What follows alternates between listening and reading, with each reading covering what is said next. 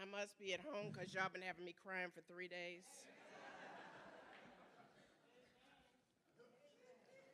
Excuse me. Giving honor to God, to the source of my substance, to the ecclesiastical core of East Bay, the ministers, practitioners, Minister Emeritus, Reverend Eloise, members, visitors, and friends. Whew, it is my joy to be here this morning. I wasn't even planning to come to East Bay, but Spirit kept insisting that I do. So that's how I ended up here on this Sunday morning with y'all.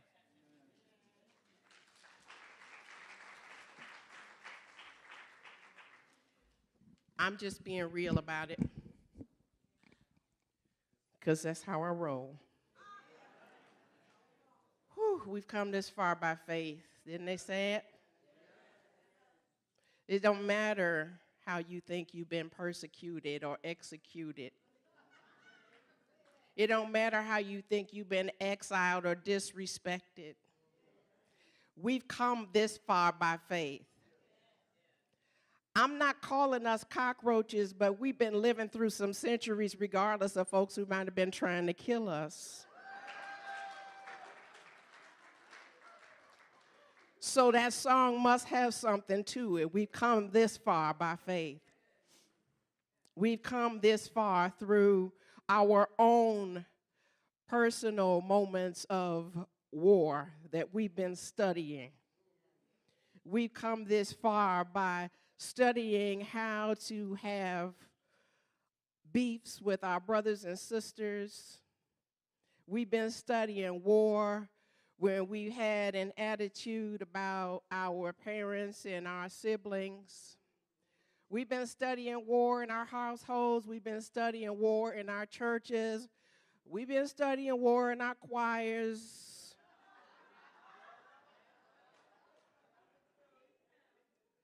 We've been studying war in our schools. We've been studying war on our streets. We've been studying war in other people's countries. We've been studying war, what it looked like when it came exploding across New York City.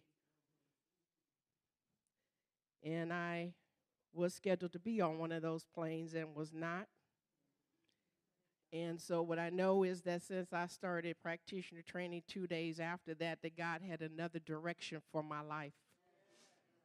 It did not include getting off the thing called life roller coaster, as we know that Mary did, as we know that Ruth did, as we know that some of the congregants, including even one of our practitioners, have said goodbye to people that are family to them, because we come here for a purpose, and although our lives are forever, our physical bodies are only going to serve us for a little while.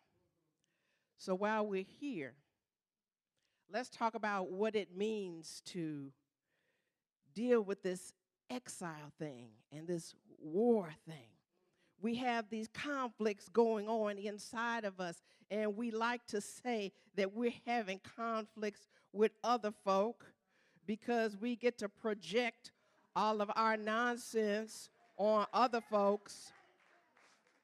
But the Course in Miracles tells us that my thoughts are the images that I have made. See? So, men, can I talk to the ladies for a minute? Can I talk to those who identify themselves as female for a minute?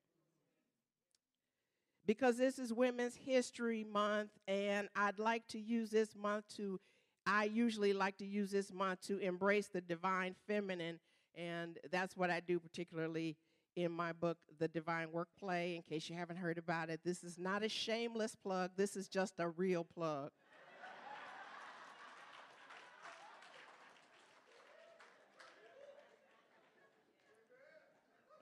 It's available to you today.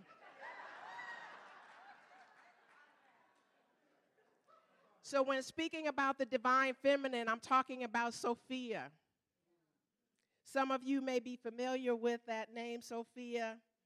Sometimes it's called Hokmah in Hebrew. For those of you who study Hebrew, other names in different cultures all mean wisdom. The Judeo-Christian God, female soul, source of his true power is Sophia. For those of you who like to take the Bible literally, when it says in Genesis, male and female created we them, there had to be two aspects of God in order for them to say we. That means there's a masculine and a feminine in all of creation, yes? Because how else could we procreate and reproduce more of God? So Sophia is all through the Bible, all under the Bible. You know, Solomon, they said that he was wise, but the deal was he was married to a wise woman.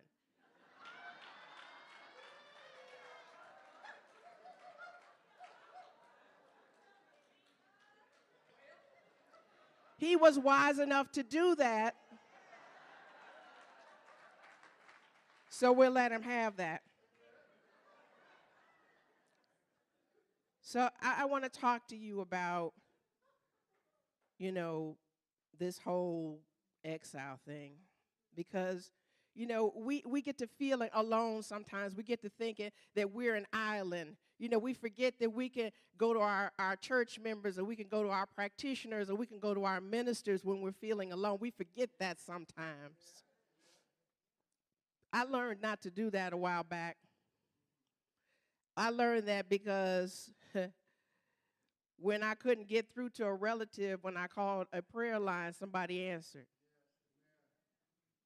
And this is what I know about the nature of God, is that it is always available, and that we can have these moments where we feel as though we are disconnected. You know, even some of the greatest folks that we think about have experienced exile. You think about Jesus being in the wilderness. You think about Jesus going through the exile of crucifixion. But they could not shut him out. They could not dismiss him. They could not even eliminate him, because there was something within him that is eternal, just like there is something within us that is eternal. And as the way shower, he was already able to show us how we can transcend the circumstances of our lives. It was the Apostle John who was in the 13 square mile island of Patmos, where they said he was exiled, but he managed to write the Gospel of John, and he managed to write Revelation. So, you know, sometimes I need to have a little self-exile for me to get clear. Sometimes we have to have that solitude to get clear. Take Nelson Mandela, for example. See, he had a vision for South Africa. And it wasn't coming by the regular means that he thought was going to happen through all of his, you know, legal brilliance, and through all of his activism, and through all of his protesting and standing and speaking truth to power. So he had to go sit down for a while. That didn't mean his vision left him. Because what happens is, he had to be still long enough so that his vibration could match the vision that he had for South Africa. And that's what visioning does for you. When you allow yourself to ask God, instead of giving God a honey-do list or a Santa Claus list, instead of telling God what you want, visioning allows you to say, what must I become? So some part of Nelson Mandela had to say, what must I become, when he became friends with the people that were imprisoning him. Something about Nelson Mandela had to say, what must I become, when he became friends with his persecutors. And there had to be something that said, what must I become, when he was exonerated and we celebrated his life all over the world. See, I was in Los Angeles in the Coliseum when he came there. So I saw the thousands of people just in that one venue that were celebrating this man's triumphance over defeat, seeming exile into an exalted way of being. And I'm going to say another thing about visioning, and I'm going to quote my teacher, Michael Beckwith. He says, whatever it is, when you bring eternity to it, you infuse the eternal into time, and you open up pathways for you to be more of yourself. Just take that in for a minute. When you bring God to anything, you're giving yourself permission to be your authentic self. When you bring God to a condition, you are standing in the absolute awareness that faith is greater than fear.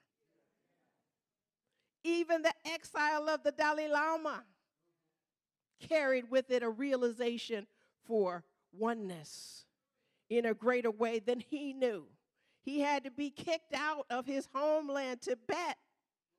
And even though he became internationally renowned as a spiritual being, a spiritual leader, a spiritual teacher, he had to grow in compassion, for he was able to forgive the people that separated him or seemingly separated him from his homeland. See, the thing about exile is it may be in the mind of the person who is doing the exile, but it doesn't have to be in the mind of the person exiled.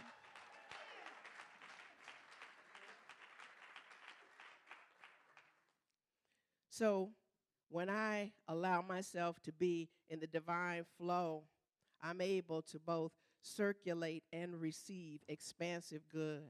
I'm able to be an instrument of the ultimate reality. When I keep going home to the source of life itself, I make myself at home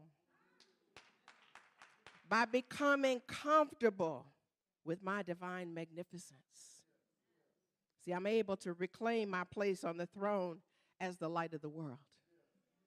You are able to claim your right on the throne as the light of the world. There is room for much light. In some stories in the Kabbalah, there was a burst of light that went into all kind of divine sparks out of which we have come into existence. So that proves that we are each carrying the light of love as our very lives. So when I remember who I am vibrating in the power that I have within me. And then I can say, Wakanda forever.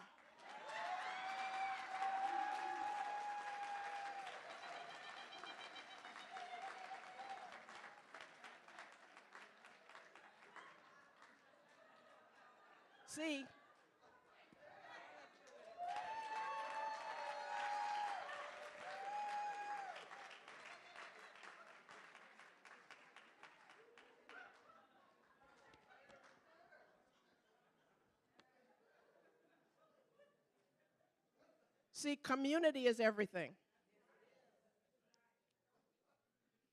Interconnectedness is all that I'm concerned about. Oneness is my raison d'etre.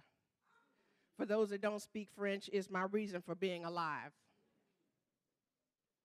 So, oneness is about giving of ourselves and being generous with our essence, being generous with our God stuff. And so when we're generous with our God stuff, we can't help but continue the transformational processes. This is where we transmute conditions into stepping stones. Hear me now. A condition is just a way of getting a higher view of what's going on, unless you are feeling like you need to be a victim. Then you got to go through the process of releasing blame and shame. Then you got to go through the process of releasing your magical, metaphysical powers of manipulating through treatment. Then you got to let go of your manipulating by, thinking that God's going to tell you what you need to say to these people. Then you have to go through. Don't take your shoes off because I'm going to step on more toes. Then you have to go through dealing with release and separation and get out of duality. And then and only then, when you come into oneness, can you really be able to be who you truly are and what the world is calling forth in all of its confusion. See, Wakanda had exiled itself because its leader didn't trust sharing its power. Because the world had shown them through countless colonizations that it didn't know respect. And it had shown through its colonizations that the world didn't know how to live harmoniously with power without getting greedy and wanting more of it.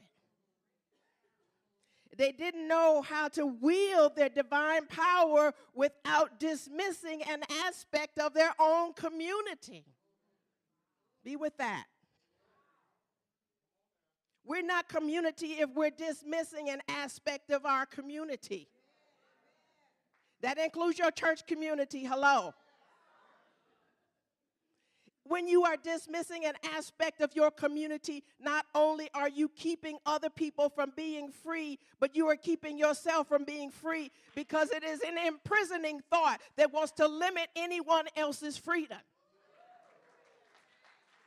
So as long as you call yourself a leader, you cannot speak to me about freedom when you live in a prison of separation.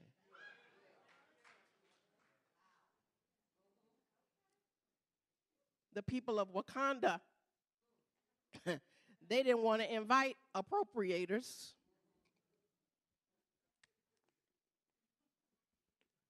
I'm going to talk about the sacrificial lamb who wanted to be the 45th president.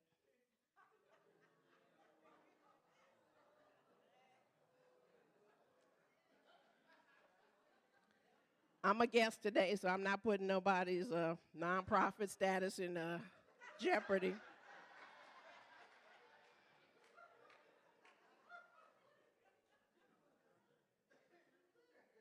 I call him the sacrificial lamb when I'm being kind. Because we don't know that we get to project all of our venom on him and blame him for all of our unhappiness and all of our dissatisfaction and all of our pain and all of our unresolved discord. That don't mean he don't get on my nerve a lot. He just keeps me in practice.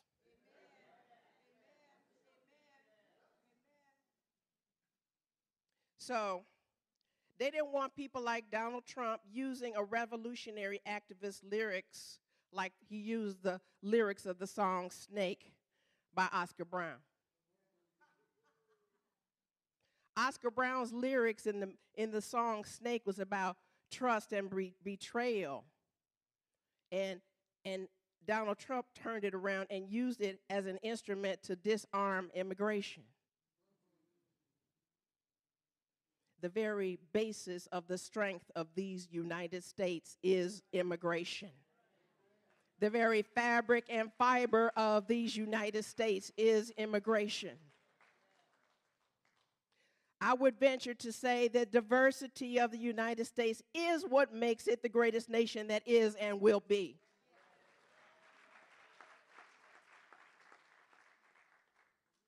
But see, I know Oscar Brown's kids.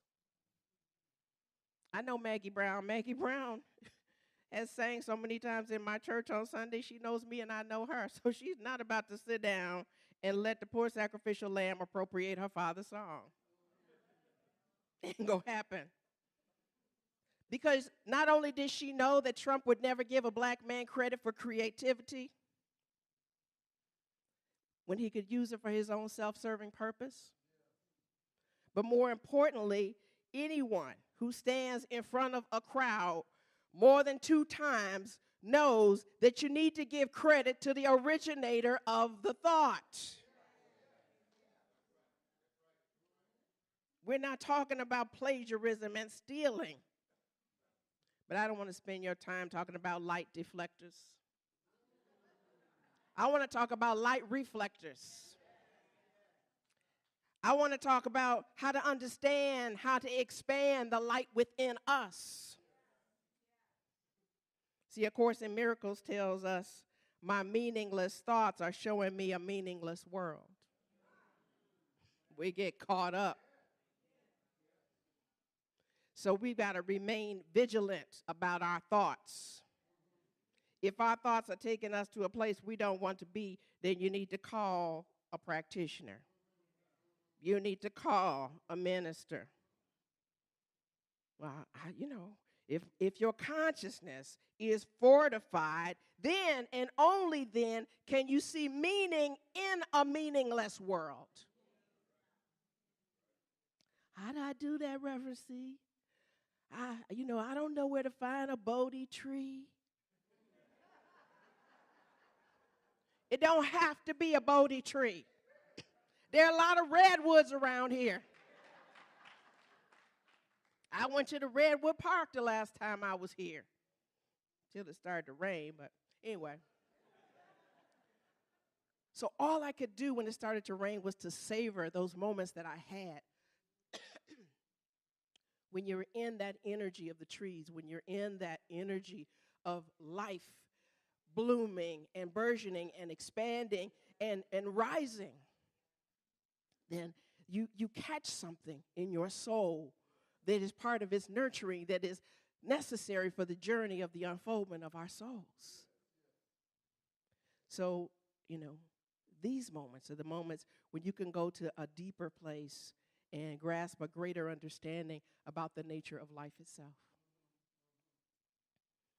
A Course in Miracles tells us that what is producing this world is insane, and so is what it produces. Reality is not insane. And I have real thoughts as well as insane thoughts. Don't get quiet. You know I'm talking about you.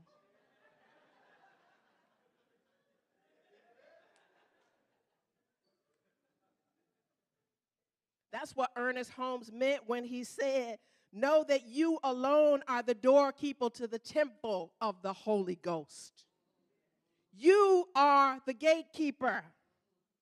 You get to say what gets in and what goes out. That's why T'Challa had to ask Nakia. He had to ask his girl, his wannabe girl. When he froze when he saw her, you knew she had him.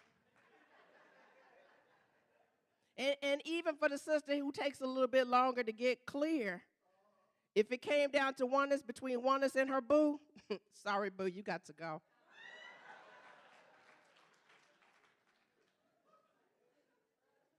I know I'm not spoiling the movie for anybody because everybody on the planet has seen this movie. And if you haven't, why not?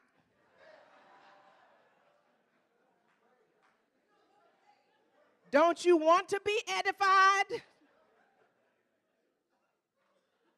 Don't you want to catch the vision for better living? Somebody wrote on Facebook yesterday, I went to see the Black Panther with my friends last night. I wish we lived in Wakanda.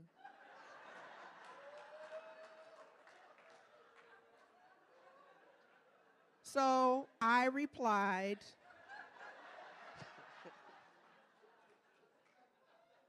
we do live in Wakanda.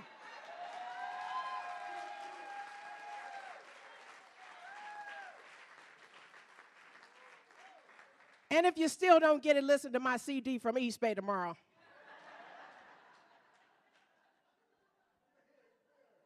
Don't you want to see what it looks like when Ernest Holmes has been telling you about?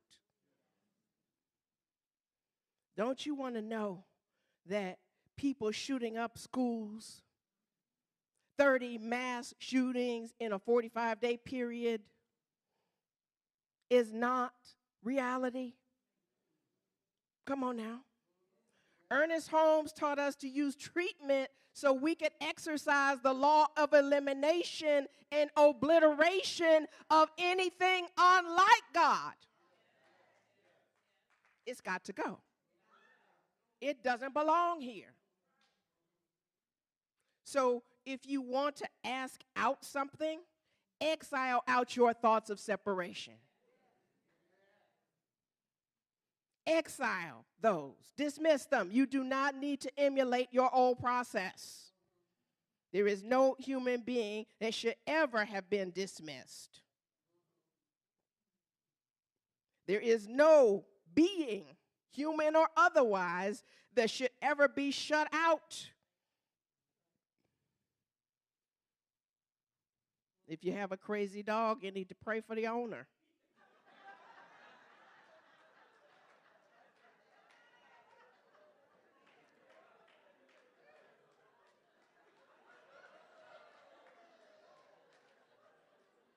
A snake can be calm. A bear can be gentle.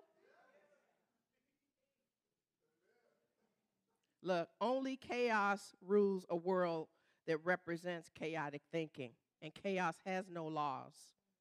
So I'm just asking you to let go of fear.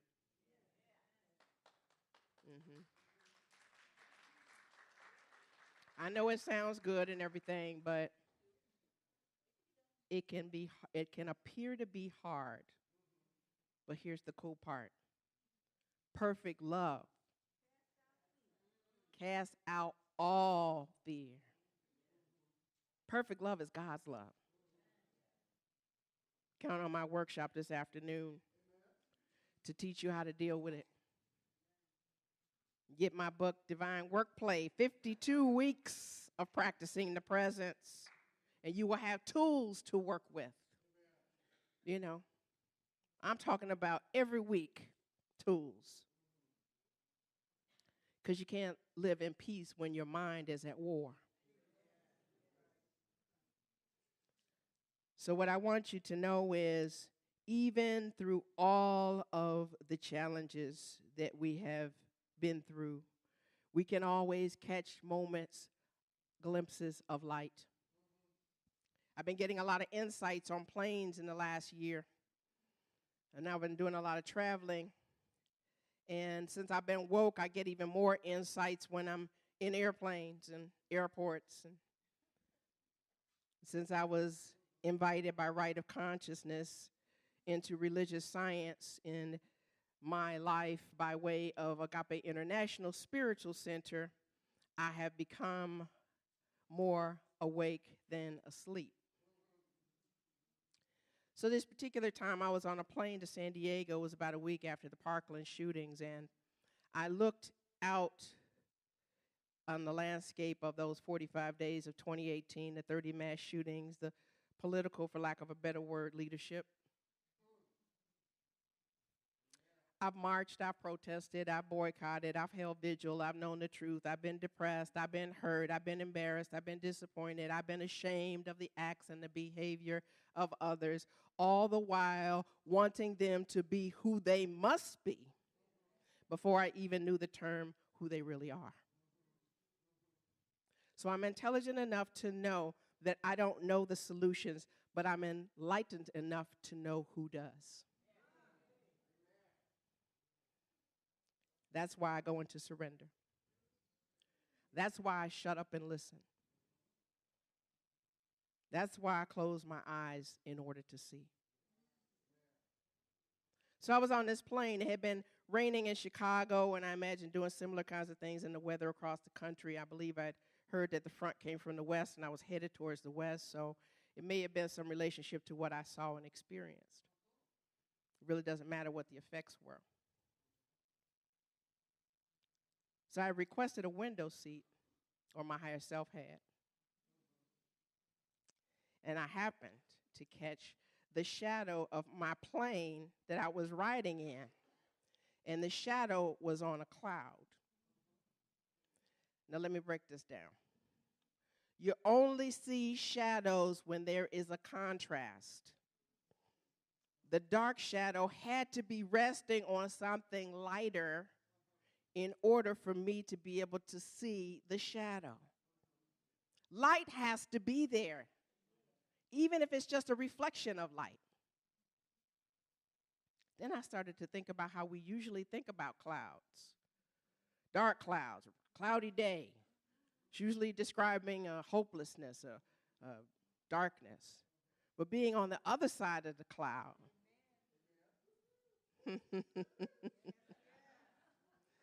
I was on top of the cloud. There was only light. And as I was contemplating that, I looked down and saw the shadow of my plane on the cloud inside a circle of rainbow. I said, my God. Look, the photo is in my mind. That's not something you see every day. And it was like it was a rainbow cameo. And it was like my plane was carved into the relief, which was the cloud, and the frame was the rainbow. And that's more than a silver lining. That's the whole enchilada, folks. All I could say was, my God. So the illusions that we have about life come from looking at life from the bottom. Looking at life from the top is a lot different. And I don't mean the top from a financial perspective. I mean the top from a spiritual perspective. It's what our elder melanin ancestor in New Thought, Homer, called the upper room. Isn't that right? Yeshua said, if you want to see me, come upstairs, didn't he? That's Jesus for y'all that don't know. But don't hang out in the dungeon. I don't care where you were born. I don't care what your parents had or didn't have. I don't care what your struggle was around your race, around your sexuality, around your education, around your income. They're just conditions. I'm interested in your ability to see above the clouds. Clouds are just an illusion. They're condensation, humid air, temporary effects to hold more effects. Albeit nurturing and nourishing effects on the physical plane, but effects nonetheless. A cloud is floating in the atmosphere for a time. And since we also think of a cloud as being a cause of gloom, suspicion, trouble, worry, it's still a temporary effect. So as long as we're holding the effects, the condition seems to be permanent, but they're still only temporary. And like all temporary things, including some relationships, breathe, they come with a lesson, a reason, if you will. And what I have come to know in my 3 scores of living is that every circumstance is presented to me in order for me to know my level of understanding that I currently have. And that is what we call consciousness. And as regular folks say, what were you thinking? And spiritual folks say, what's in your consciousness? Can't stand that. Now, as much as I hate, and I'm using the word intentionally to express my utter disdain for people who use that phrase as a judgment about somebody else's growth process, it is a personal, intimate question that we must all ask ourselves. Because things don't just happen, they happen just. We are in the midst of an intense awakening. And while it feels less clear and not at all transparent, I want to shine the light of the sun in your minds for a moment by sharing this quote from Matthew Amen Kent. Remember, the reason we see so much negativity in the world right now is not because there is more darkness, it is because there is more light. We've evolved as a species to the point where the darkness has nowhere to hide. That is why we see it so easily. It's always been there, lurking in the shadows, just out of sight. But we have experienced a spiritual evolution that shines much more light on the world. There is no longer anywhere to linger, anywhere to stay unnoticed. So let's not talk about the vast amount of darkness in the world. It's now about the abundance of light that we are. Like Maya Angelou said, when it looked like the sun wasn't going to shine, God put a rainbow in the clouds. I didn't even remember that she had said that until after I saw it for myself. I'm just going to leave you with this one Ernest Holmes quote. And I want you to think about the vibranium that lives inside of you. You are the person. This is the place. Now is the occasion. Right here is the time. The word is in your own mouth. You are good enough. You are spiritual enough. I invite you to shine your light.